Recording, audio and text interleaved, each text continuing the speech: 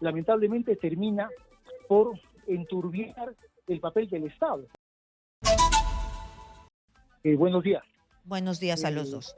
Le doy la Buenos palabra. días, Karina. Muchas gracias por la invitación y buenos días al señor Rivera. Buenos días. Muy bien. Empecemos con Carlos Rivera. Doctor Rivera, por favor, ¿cuáles son sus opiniones de lo que ha sucedido, los incidentes del día de hoy y cómo se ha manejado este representante del Perú ante la OEA en esta revisión que hace pues la Comisión Interamericana de Derechos Humanos? Mira, primero, creo que la calificación de derecho es lamentable, ¿no? Se estaba desarrollando una sesión formal en el periodo de sesiones de la Comisión Interamericana y el objetivo era justamente verificar el cumplimiento de las recomendaciones que la Comisión Interamericana había hecho en su informe de finales de abril de este año, ¿no? Y me parece que el curso de la audiencia era un curso normal, regular, y lamentablemente se produce esta interrupción, ¿no es cierto?, de parte de algunos, no sé si llamarlo manifestantes o familiares de las víctimas que califican lo que el embajador Adrián estaba señalando como una mentira.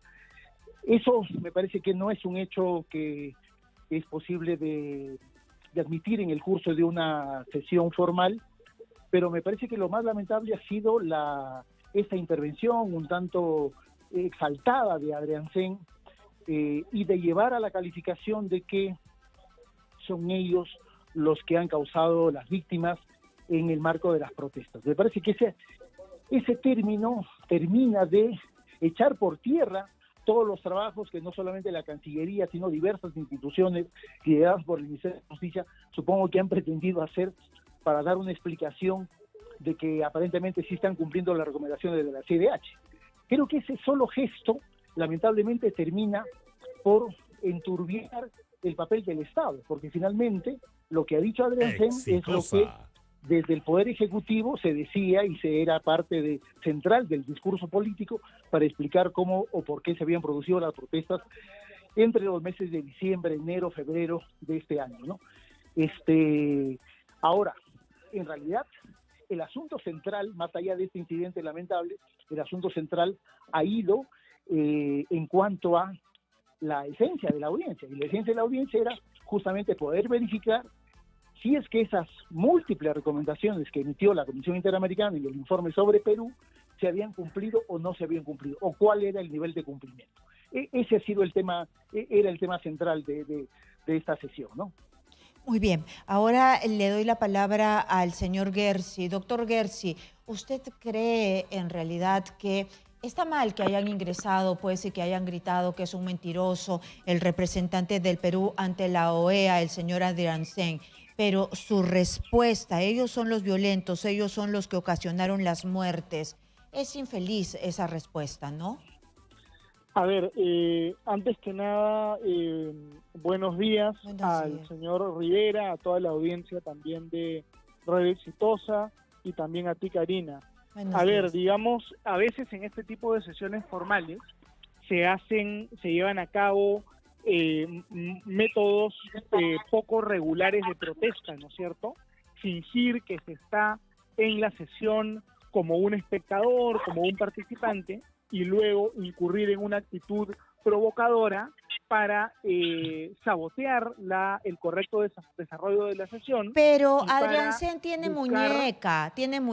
Él ha sido viceministro, ministro, político. Él sabe, en las épocas de Nadine sabía pelearse, Karina, pechar con todo el mundo. Yo no lo estoy justificando. Yo no lo estoy justificando.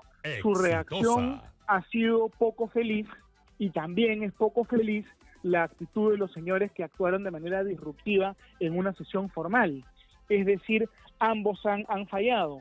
En una reunión de ese tipo lo que se debe hacer es discutir de manera alturada, presentar su punto de vista, ¿no es cierto? Y ha sido infeliz lo uno y lo otro, con el agravante que el señor, digamos, Adrián Sen, es el representante pues del Estado peruano, ¿no? Claro, eso, él es el representante. La compostura, ¿no? Es verdad, siempre el que se pica pierde, sobre todo en este tipo de situaciones.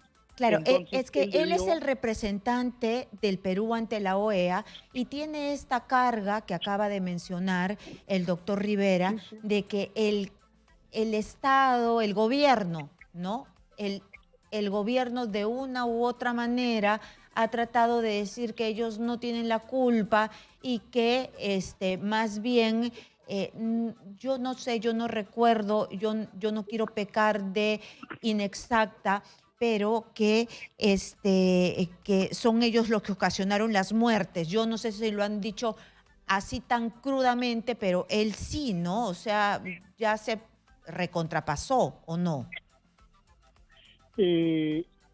Digamos, reaccionó de una manera poco profesional a una provocación, y eso lo tenemos que censurar, ¿no? Definitivamente así es.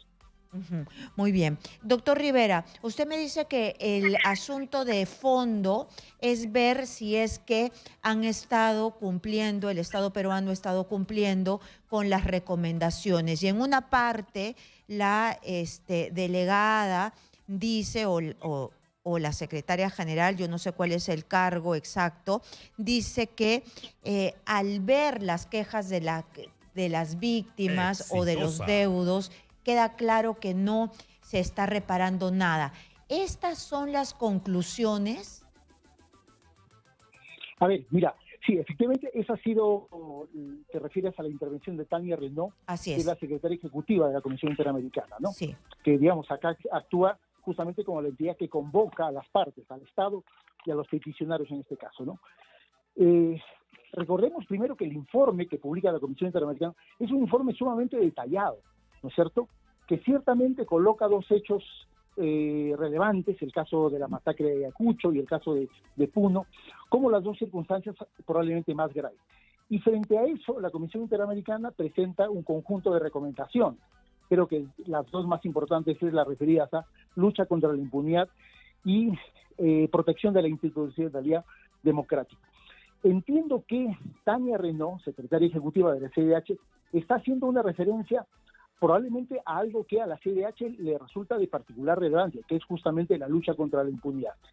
Y sobre eso, ¿no es cierto?, y sobre eso no he conocido, no he tomado nota de la información que ha proporcionado el Estado, pero me parece que si hay circunstancias que podrían declarar fundado justamente esa afirmación que hace la secretaria ejecutiva, en el sentido más o menos siguiente. Uno, primero, es de que estamos a punto de cumplir un año de los primeros sucesos de violencia y de las primeras muertes u homicidios que se perpetraron. Estamos hablando del caso de Andahuaylas, del caso de Ayacucho, ¿no es cierto? Y sobre esos casos, si bien es cierto, destacamos la labor del Ministerio Público en términos de, en todos los casos abrió investigación, ¿no es cierto?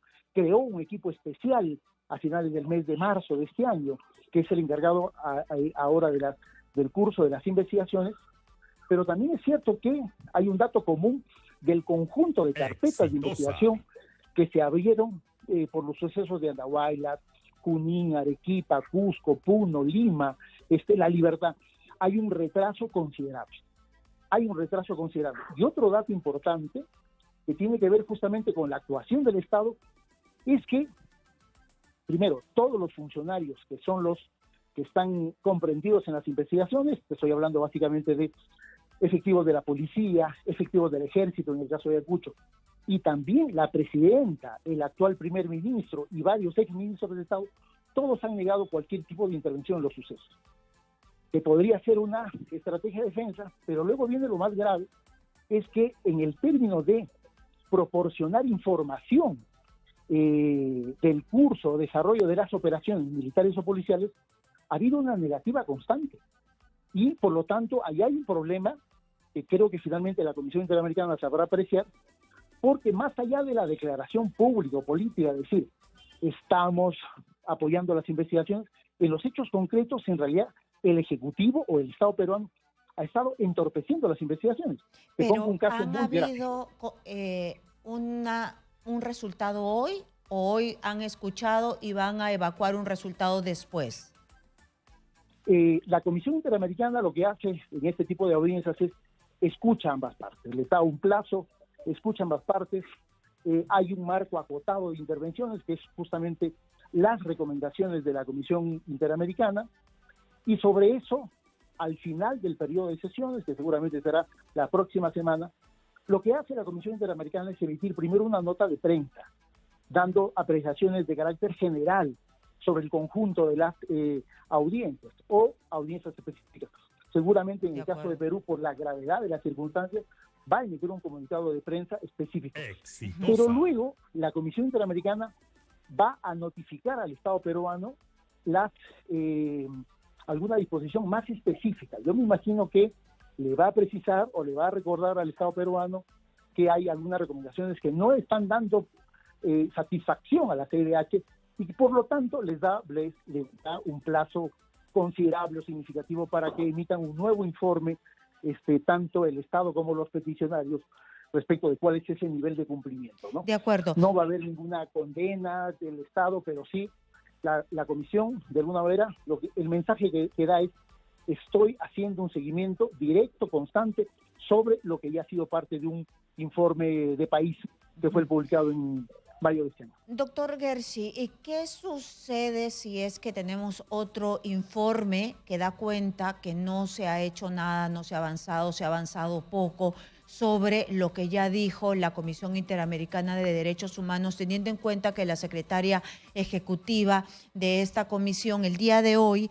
ha dicho Tania Peró, ha dicho Renaud, ¿no? Ha dicho, considero que se deben implementar metodologías para que todas las víctimas se sientan reparadas. No podemos hablar de cumplimiento de recomendaciones sin que las personas que están aquí sentadas no se sientan reparadas. Ella ha sentido que las personas que han estado hoy día dando su testimonio no se han sentido reparadas, porque en realidad han hablado con el corazón en la boca, ¿no? El hermano del médico decía: mi hermano solamente estaba ayudando y lo mataron.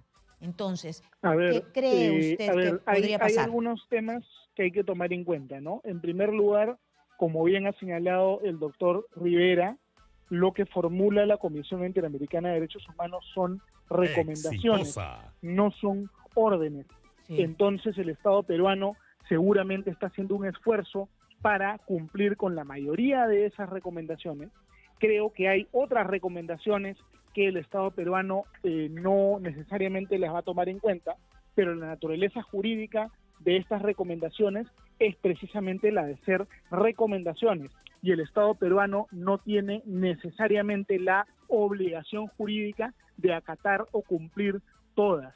Yo creo que sí es absolutamente indispensable que haya una investigación rigurosa de estas muertes para que no haya impunidad, y es absolutamente necesario además que en esta investigación el Estado peruano colabore suministrando toda la información relevante al Ministerio Público. Yo creo que hay que reconocer además la realidad, que es una realidad evidente. La realidad evidente es que, contrariamente a lo que señalan algunos sectores de la izquierda extrema, el Estado peruano no es un Estado genocida o que busca asesinar sistemáticamente a las personas por sus características sociales o raciales o étnicas, como en algunos momentos se ha querido sugerir. Eso no es lo que ha ocurrido. Lo que ocurrió en enero y febrero del año pasado es que hubieron protestas que en muchos casos fueron protestas muy violentas y quizá no fueron manejadas de manera profesional, de manera correcta por las Fuerzas Armadas y por la policía. Y esto tiene que investigarse y determinarse las responsabilidades de ley. El problema que existe en el Perú, y esto es un problema, digamos, de larga data, es que las investigaciones penales a veces son muy prolongadas y a veces no se genera pues este sentimiento de verse a uno mismo reparado rápidamente, sino que las víctimas o no víctimas, los agraviados, pueden pasar años hasta que tengan una respuesta pues por parte del Estado. Entonces hay que buscar eficiencia, celeridad en esta investigación, con ánimo de descubrir la verdad, no con ánimo de condenar como sea a una alta autoridad, sino con ánimo de descubrir la verdad. Y estoy seguro que eso es lo que va a ocurrir, ¿no? Bueno, muy bien. Entonces, acá dos Karina, si me permites, muy brevemente, solo un par de precisiones. Sí, pero justicia que tarda no es justicia también. Ojalá que se aceleren las cosas. Dígame, doctor Rivera. Sí, una primera es, la Comisión Interamericana no es un club de amigos. La Comisión Interamericana es el órgano de un tratado del que Perú es parte. Por lo tanto, el Perú sí está obligado, de acuerdo al marco del derecho internacional, obligado a cumplir las recomendaciones de ese órgano que eso es totalmente falso, obligado, pero son recomendaciones. Son recomendaciones del órgano no se de un tratado. Recomendaciones. ¿Okay? Eso es pero totalmente déjame hablar, falso, si me deja hablar, o sea, primero regla democrática, uno habla y el otro escucha. Esa es la primera aclaración, es órgano de un tratado, ¿ok? Estamos obligados de acuerdo al derecho internacional. En segundo lugar, la Comisión Interamericana en ningún momento ha dicho que el Estado peruano es un Estado genocida. Ojo, creo que hay que atemperar las intervenciones en el marco de lo que se está discutiendo. Pero acá recomendaciones son recomendaciones, ¿no? Es decir, ese es su significado general. Sí, efectivamente. Entonces, pero ¿dónde está la orden? Hay que diferenciarlo de que la Comisión no es la Corte Interamericana, no emite una sentencia, pero de nuevo remarco, hay un marco de derecho internacional, es en el que actúa no solamente la Comisión Interamericana, sino en el que actúan los estados, que están vinculados. Karina, mi derecho de réplica, por favor, le pido mi derecho de réplica. Ya, por favor, inmediatamente. Totalmente. Sí. A ver, en el marco del derecho internacional hay una serie de organismos. Algunos organismos emiten decisiones vinculantes que los países están jurídicamente obligados a acatar, y otros organismos emiten solamente recomendaciones, solamente opiniones que deben tomarse en cuenta. Seguramente van a ser muy respetables, seguramente van a estar fundamentados, algunas veces mejor, otras veces peor, pero una recomendación no genera en el país la obligación de seguir la recomendación. Por otro lado, yo sé que se van a quedar con las ganas de seguir explicándonos. Por favor, espérenme un ratito. Ustedes saben cómo son los cortes, así que me tengo que ir a un corte. Regresamos rápidamente, son las 12. Regresamos con el doctor Gersi y el doctor Rivera para que nos expliquen bien si estamos obligados o no a seguir las recomendaciones de la Comisión Interamericana de Derechos Humanos. Regresamos. El doctor Carlos Rivera nos acaba de decir que son vinculantes las recomendaciones. ¿Por qué? Porque nosotros pertenecemos a este sistema y en el marco democrático debemos seguir estas recomendaciones. El doctor Gersi nos dice que no, que más bien son recomendaciones y que no necesariamente las tenemos que seguir. Lucas Gersi se quedó al habla. Doctor Gersi, díganos, ¿por qué no? Sí. A ver, ¿cómo no? El sistema internacional tiene todo tipo de organismos. Algunos organismos emiten decisiones vinculantes y otros organismos emiten decisiones no vinculantes. Por ejemplo, la Asamblea General de las Naciones Unidas, que es el organismo más importante de Naciones Unidas, emite resoluciones que no son vinculantes para los países. Pueden tener una fuerza persuasiva. A veces se les conoce en el derecho internacional como derecho suave, soft law, ¿no es cierto? Pero no es que si tú las incumples, el país está generando responsabilidad internacional. Entonces, no significa que consideremos que la Comisión Interamericana de Derechos Humanos sea un club de amigos o una asociación privada, pero la naturaleza jurídica de sus recomendaciones no es la misma que la naturaleza jurídica de una sentencia. Y el Perú no incurre en responsabilidad internacional si es que no cumple con dichas recomendaciones, ¿no es cierto? Hay que respetar, por supuesto, tomar con seriedad todas las cosas que se digan, pero no es lo mismo que una sentencia. Y el último punto, brevemente, para desarrollarnos, la parte más polémica de este informe de la Comisión Interamericana de Derechos Humanos, es que en el informe se intentaba, de alguna manera, atar la violencia que ocurrió en enero-febrero de este año a violencia de carácter racista, ¿no? O algún tipo de prejuicio étnico, algún tipo de tema racial. Y yo creo que eso en el caso peruano no está demostrado, no es cierto.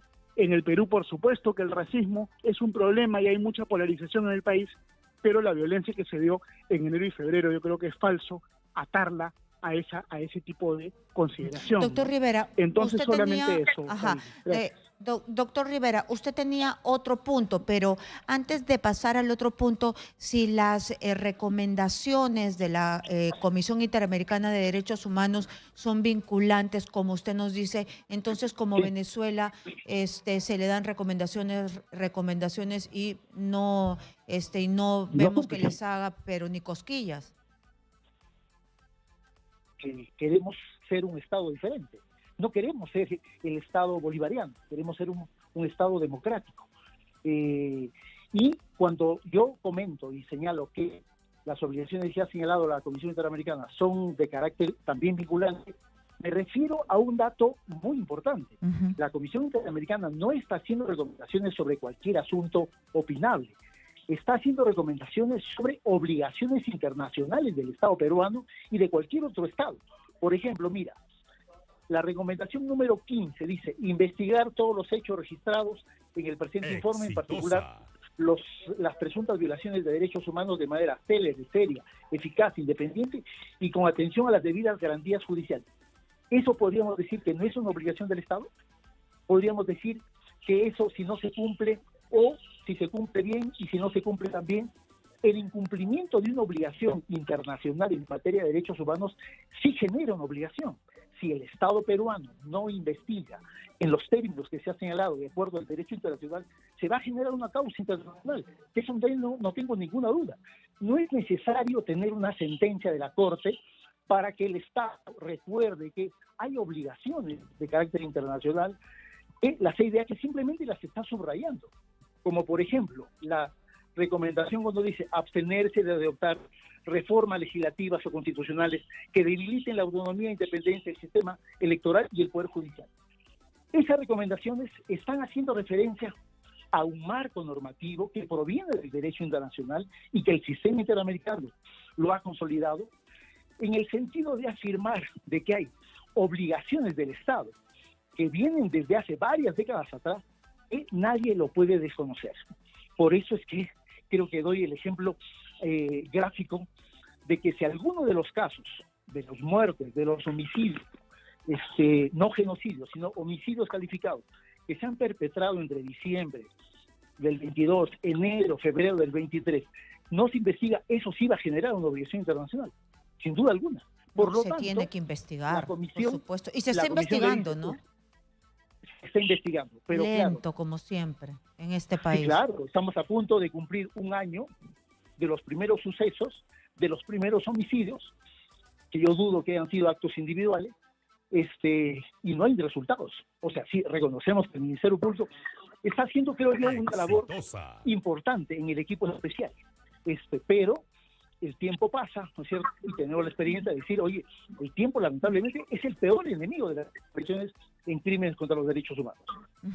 Muy bien, ha quedado claro. Muchísimas gracias a los dos, a Carlos Rivera y a el señor Gersi, por estar aquí, a Lucas Gersi por estar aquí, abogado de los deudos de los fallecidos durante las protestas, y Lucas Gersi, constitucionalista. Muchas gracias por ponernos sus dos puntos de vista